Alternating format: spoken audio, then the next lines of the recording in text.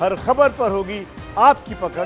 Download कीजिए ABP live app. इस समय की बड़ी खबर आपको बता दें, कॉमेडियन भारती के मुंबई वाले घर में इस समय नेशनल कंट्रोल ऑफ ब्यूरो माफ कीजिए एनसीबी की छापेमारी हो रही है। नारकोटिक्स कंट्रोल ब्यूरो अंधेरी, लोखंडवाला और वारसोवा में छापेमारी कर रही है। सूत्रों से खबर है कि ड्रग्स पेडलर की निशानदेही पर ही ये छापेमारी चल रही है। अंधेरी, लोखंडवाला और वारसोवा में एनसीबी की रेड्स चल रही हैं। लगातार सुशांत सिंह राजपूत मौत के बाद जिस तरीके से पूरे बॉलीवुड में, टीवी इंडस्ट्री में ड्रग के कनेक्शन सामने आए थे, उसको लेकर अभी तक ये जांच लगातार जारी है। और अब जानी मानी कॉमेडियन भारती के घर एनसीबी की छापेमारी इस समय चल रही है। भारती के पति हर्ष को भी एनसीबी का सम्मन भेजा गया है। मृत्युंजय सिंह मेरे सहयोगी मुझसे ज्यादा जानकारी लिए हुए जुड़ रहे हैं। मृत्युंजय, अपडेट दीजिए इस खबर पर। शोभना, जिस प्रकार से बॉलीवुड में फैले ड्रग्स रिंग की जांच एनसीबी लगातार कर रही है, कई एक्ट्रेसेस से पूछताछ हो चुकी है, एक्टर से पूछताछ हो चुकी है। इसी संदर्भ में अब कॉमेडियन भारती सिंह और उनके पति हर्ष लिम्बाचिया, इनके घर पर आज सुबह एनसीबी ने रेड की। यह रेड एनसीबी के जोनल डायरेक्टर समीर वानखेड़े के नेतृत्व में की गई है और ये रेड अभी भी चल रही है। उनके घर के अलावा मुंबई उपनगर के अंधेरी, वर्सोवा जैसे इलाकों में 3 जगहों पर अलग अलग रेड की जा रही है। और जो हमें जानकारी मिली है सूत्रों के मुताबिक, भारती के घर से कुछ संदिग्ध पदार्थ मिला है जो कि नारकोटिक्स के अंदर प्रतिबंधित माना जाता है।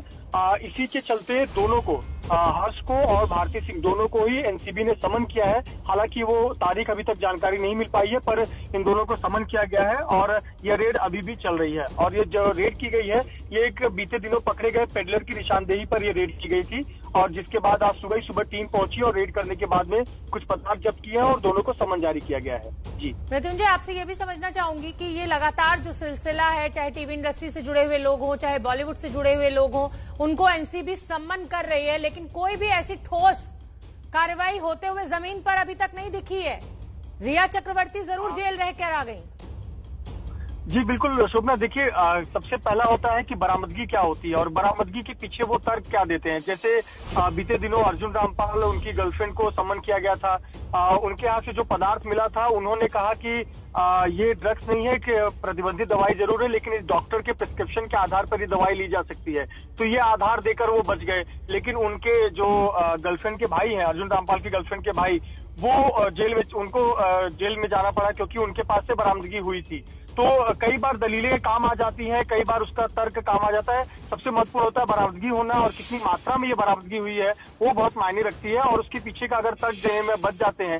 बीते दिनों देखिए, जब पूरा प्रकरण चल रहा था, जानी मानी हस्तियों को बुलाया गया था, दीपिका पादुकोण हो, रकुल प्रीत हो, सारा हो, इन सब ने बड़ा शब्दों में खेल दिया और कहा कि वीड और इन सब का जो ड्रग्स का हम लोग छोटी सिगरेट और बड़ी सिगरेट को बोलते हैं। तो इस तरह से वो शब्दों में बच जाते हैं और ड्रग्स चैट के आधार पर कार्रवाई नहीं की जा सकती। एनसीबी को भी यह पता होता है कि ड्रग्स चैट पर सिर्फ चैट करने से केस इतना मजबूत नहीं बनेगा। तो यही तर्क होते हैं। लेकिन ये जो निश्चित तौर पर जो बरामदगी हुई है, उस पर सफाई देनी होगी। अगर सफाई नहीं दे पाते तो मुश्किलें भी बढ़ सकती है। ठीक है मृत्युंजय, बहुत बहुत धन्यवाद इस पूरी जानकारी के लिए। तो नारकोटिक्स कंट्रोल ब्यूरो की रेड जानी मानी कॉमेडियन भारती के घर पर इस समय चल रही है।